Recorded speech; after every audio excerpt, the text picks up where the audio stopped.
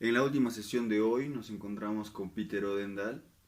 Él es un poeta sudafricano que acaba de obtener su doctorado en temas relacionados a la poesía, al cambio social, eh, y él nos va a contar un poco más quizás cuál es su experiencia, su perspectiva con respecto al racismo, con respecto a la colonialidad, quizás su mirada como sudafricano nos ayuda a entender mejor cómo funciona el racismo en el Perú y qué opciones, qué mecanismos podríamos también tener en el Perú para luchar quizás contra la discriminación y el racismo. Cuando yo estuve en Sudáfrica, cuando fui a Sudáfrica, vi con claridad algo que en el Perú quizás no me daba cuenta. Cuando uno visita Sudáfrica, cuando uno sabe un poco más de la historia de Sudáfrica, se da cuenta exactamente cómo funciona esto que podríamos llamar colonialismo, colonialidad, cómo funciona, cómo este sistema de dominación perpetúa el poder de ciertos grupos y perpetúa la pobreza de otros ciertos grupos, ¿no? Entonces, para mí, visitar Sudáfrica fue también entender cómo funcionan estos sistemas de desigualdad basados en las diferencias sociales, ¿no? Que nos ha dejado eh, el trauma colonial, por decirlo así, en ambos países, tanto en Sudáfrica como en Perú. En ese sentido, querido Peter, buenas tardes. Esta charla se llama Colonialismo, Apartheid y Resistencia del Spoken Word en Sudáfrica. En ese sentido, y para comenzar, quisiéramos saber básicamente qué fue el apartheid y cómo se relaciona esto al colonialismo. Buenas tardes, Peter. Muchas gracias por participar en esta clínica literaria, la última sesión de la primera clínica literaria de Chiriuchu TXT. Muchas gracias, Jorge. Y a los alumnos quiero decir que me disculpen por favor si mi castellano no fluye en tanto todo el tiempo porque sí sigo aprendiendo, ¿no? Ok, entonces el apartheid fue en Sudáfrica fue un sistema racial de segregación total a todos los niveles de la ciudad, de la sociedad desde 1948 hasta 1994. Y esta segregación era en sí, todos los niveles. Entonces, en la economía, en la sociedad, como cosas culturales, todos los espacios eran segregados por raza. En Sudáfrica, como Sudáfrica tuvo cuatro razas oficiales en esta época, ¿no? Eh, por ley. Los europeos, los blancos, los negros, africanos, se llamaban el gobierno, los mestizos, en Sudáfrica se llaman coloreds, y los asiáticos. Entonces, por tu raza, mm, debería vivir en barrios específicos. Cada pueblo tenía sus barrios diferentes, de los razas diferentes, y todavía hoy día seguimos con ese problema de segregación. También había segregación en las escuelas. Entonces había escuelas por los blancos y escuelas por los negros, y playas y el transporte y todo aspecto de la vida era segregado por raza. Y este fue una consecuencia muy complicada, creo, explicar, pero también ha nacido en el colonialismo, ¿no?, de Sudáfrica, porque en el siglo XVII éramos una colonia holandesa, y en el siglo XIX una colonia británica. Y después, en el siglo XX, había ese partido nacional que fue ¿cómo es? Vinculado con los nazis en Alemania, y ellos sí eran muy religiosos, y también han ganado la elección en 1948 con su propuesta de segregar todo. Pero por supuesto los negros no podrían votar, ¿no? Entonces era una decisión de todos los blancos. Y ya, entonces la parte es como el fin lógico del capitalismo racial, ¿no? Que dice que hay diferentes razas y las diferentes razas mm, tienen como acceso diferencial a los servicios sociales y de salud y todo. A sus derechos. A sus derechos, sí. Y también a ciertos trabajos que pueden hacer, ¿no? Porque ese asunto de parte era también esa cosa como los blancos pueden ser médicos o abogados o todos, pero los negros no. Solo van a trabajar así en los jardines, como constructores, como, sí, como la clase laboral, ¿no? Y ya, y ahora, como 26 años después, el fin de aparte, seguimos con muchos de los mismos problemas en Sudáfrica, como este asunto de iniquidad, estamos la ciudad más desigual en el mundo, ¿no? Mm, y también tenemos mucha violencia en el país, muchos asesinatos, violencia de género, y también seguimos con ese problema de falta de acceso a la salud y a la educación. ¿Por qué? Porque por fin una minoría de blancos tiene toda la plata y toda la tierra y todos los recursos naturales en Sudáfrica. O sea, en otras palabras, las personas que tú llamas blancos, que es un término que en Perú puede sonar bastante polémico, te refieres a lo básicamente los hijos de los colonizadores, que por un lado fueron holandeses y también ingleses, que en el caso de Sudáfrica terminan haciendo como una especie de nueva cultura con respecto también al africán, ¿cierto? Y Sí, hacen todo, o sea, estas personas, hijos de los colonizadores y bueno, digamos, descendientes de los colonizadores, toman el poder y hacen que los recursos y la sociedad esté a favor de ellos, de un pequeño grupo de personas sí. en contra, digamos, en desmedro de la mayoría de la población. Ujú. Este caso es algo que se repite mundialmente, ¿no? Que países europeos van a otros territorios, terminan robándose el territorio y sometiendo a la propia población del lugar a la pobreza. ¿Por qué la cultura blanca o qué es lo que ha pasado en la cabeza de estas personas, crees tú, para haber hecho un sistema mundial de, no sé, de favorecimiento a su propio grupo social? ¿Qué sé yo, eh? ¿Qué sé yo? No sé. Mm, creo que también la religión, había varias cosas o como herramientas que los blancos, los europeos mm, han usado para vindicar su colonialización de todo el mundo, ¿no? Estos eran como mm, porque la Biblia dice que sí, que nosotros somos los elegidos de Dios y por eso podemos hacer lo que podemos. Y también debemos ir para convertir todos en cristianos, ¿no? Pero yo creo que eso era más una ayuda que, que la razón real, ¿no?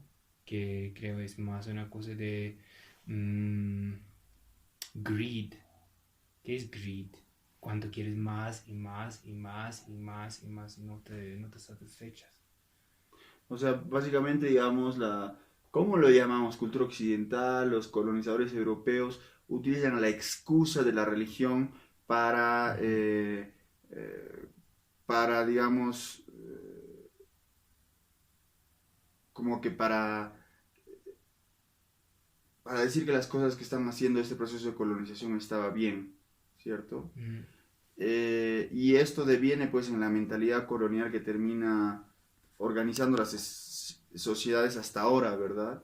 Que ni siquiera, o sea, en el caso del Perú, aunque no lo parezca o no nos demos cuenta, muchas veces vivimos también en una sociedad que pareciera tener un apartheid, ujú, que ciertos lugares están restringidos para personas de cierta clase social, que también tiene que ver con un asunto racializado, ¿no? Y otras personas simplemente o están restringidas a otro lugar. sí. En ese sentido, y también hablando del Afrikaans, que es este idioma que es una especie de holandés simplificado, producido en Sudáfrica, ¿cuál es la situación lingüística de Sudáfrica? ¿Cuántos idiomas hay oficiales?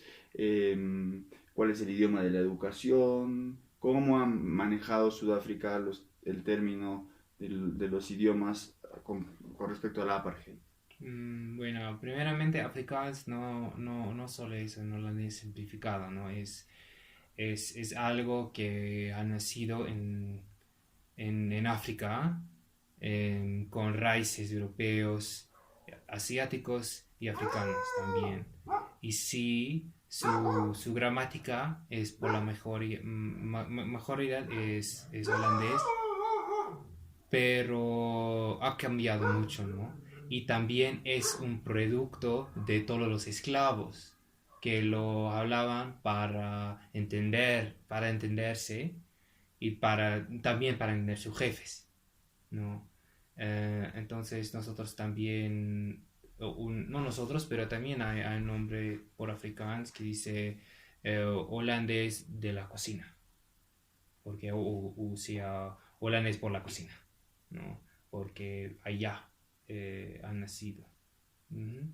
Ok, entonces, además tenemos 11 lenguas, o sea, idiomas oficiales en Sudáfrica, inglés y afrikaans, y también como Xhosa, Zulu, Sotho, Tswana, Ndebele, Venda y así.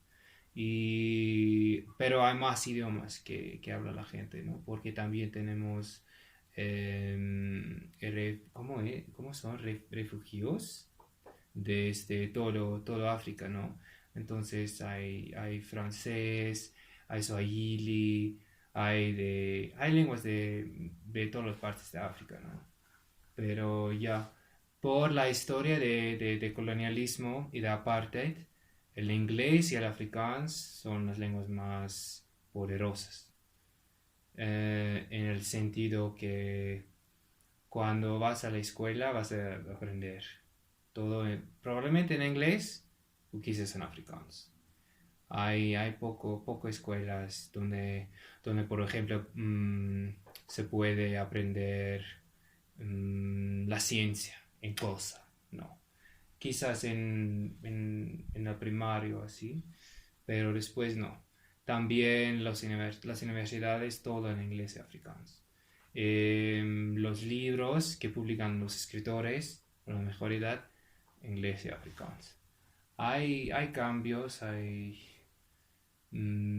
más libros que la gente está publicando en Xhosa, en Zulu, y sí, pero en general el poder lingüístico sigue con inglés y afrikaans. Sí, sí. Y en ese sentido, ¿cómo surge la spoken word como resistencia para el apartheid? ¿Es la spoken word tiene relación con los idiomas originarios o con las prácticas poetas originarias de África? ¿Cómo ha funcionado el spoken word dentro del apartheid? En, bueno, en Sudáfrica yo creo que la historia de spoken word es la historia de la poesía pública y performativa, ¿no?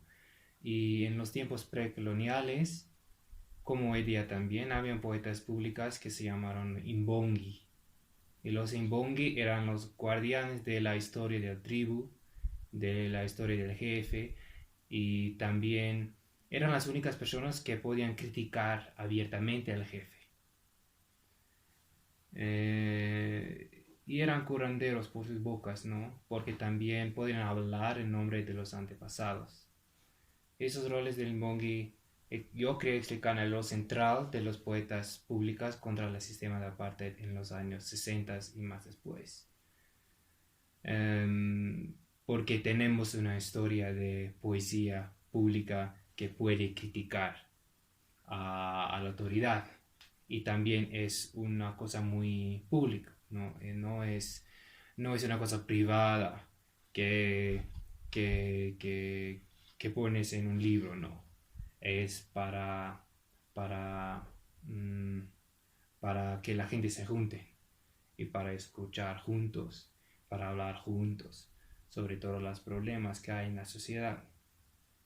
Em, y ya, hoy día los poetas de spoken word siguen muy activos públicamente en todas las luchas que tenemos en Sudáfrica contra el racismo, la inequidad, la violencia de género y todo tipo de temas de actualidad. Yo creo que el asunto de spoken word en cualquier idioma es como una confirmación de voz propia, ¿no? De agencia, identidad también, en la presencia de otros, es importante. Y así se convierte en un ritual, ¿no? Es una manera para afirmar tu realidad, para criticar la actualidad en una comunidad creativa. Y por eso es una herramienta política que también para ayudar a cambiar el mundo. Sí. ¿Cuáles son, digamos, las características del spoken word? En Perú quizás es un término no muy utilizado, significa palabra hablada. Me refiero a que te refieres a toda la poesía que es más performática, que es más oral, en algún Sí, sentido, ¿verdad? sí, más oral y ya. Donde hay eventos, donde los poetas comparten sus poemas, pero en general es sin papel, ¿no? Puede ser también, pero también tenemos como eventos híbridicos, con poetas que leen sus páginas y otros poemas que son más tradicionales, porque también hay mbongis hoy día mismo también. Y por ejemplo, cuando un precedente, cuando hay nuevo precedente, hay nuevo mbongi que abiertamente en como ¿cómo es? Abiertamiento o algo así, la presidencia, pueden hablar sobre su historia y todo. Entonces, ya. mm, en esos eventos de spoken word pueden encontrar todos esos. Y también los rappers, ¿no? Todos. Pero sí, es más una cosa oral y performativa, ¿no? Más en la presencia de, para estar consciente de la presencia de la audiencia y para la reacción también de la audiencia, como para la interacción. Sí. Para ir terminando, querido Peter, tú has mencionado que los poetas umbongis, ¿cierto? Podían curar a través de las palabras y porque también tenían la capacidad de comunicarse con los ancestros. Para las culturas originarias de Perú, para nosotros en Perú quizás eh, no es muy común prestarle tanta atención a la figura de los ancestros como sí es en Sudáfrica. Entonces quería preguntarte cómo se relaciona la comunicación con los ancestros con la sanación. Entiendo que también las culturas originarias, como los sangomas, son doctores originarios que trabajan nuestra relación con nuestros ancestros. ¿Cómo se cura la relación con los ancestros? ¿Cómo es esta relación con los ancestros en Sudáfrica?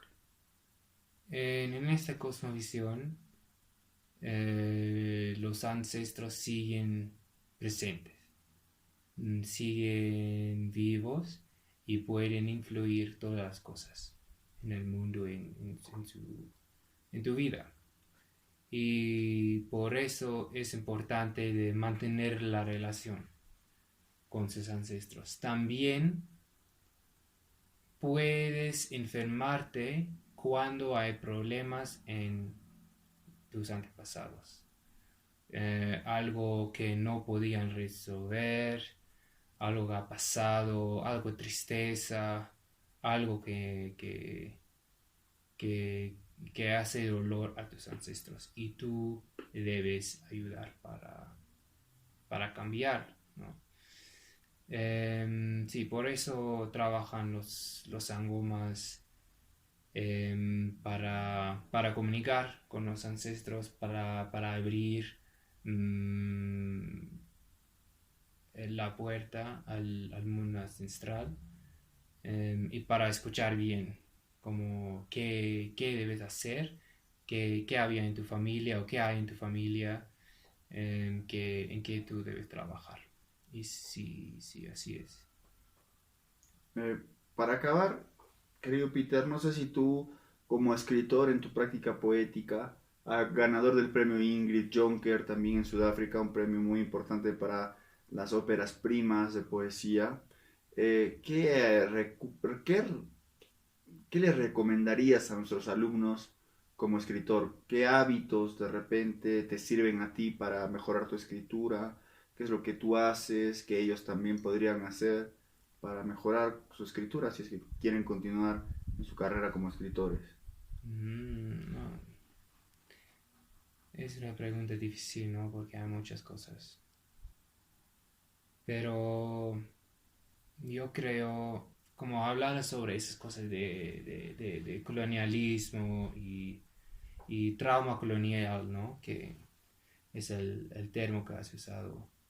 Hay que trabajar en eso también, porque nosotros no nos damos cuenta en todas las maneras en que el pasado sigue influyendo todas las cosas alrededor de nosotros. Em, Especialmente el trauma que tenemos en nuestras familias por la violencia colonial. Entonces yo creo que hay que trabajar en eso también, ¿no? Al menos yo estoy intentando trabajar en eso en mi propia vida. También mm, hay que trabajar para estar más consciente para mí al menos, de mi privilegio. Porque así como blanco, en Sudáfrica al menos, hay que estar consciente de tu privilegio y de todo que haces sin pensar para